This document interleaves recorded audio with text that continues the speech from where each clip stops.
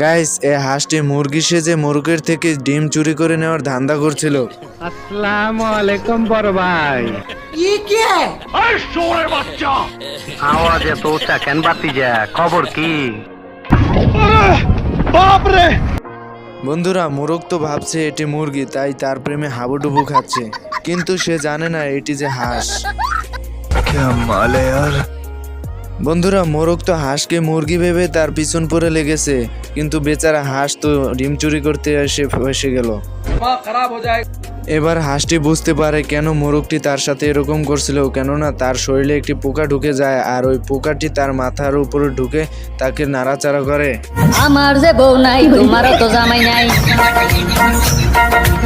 আমার যে বউ নাই তোমারও তো জামাই নাই। और ये मैं आसमान की ऊंचाइयों में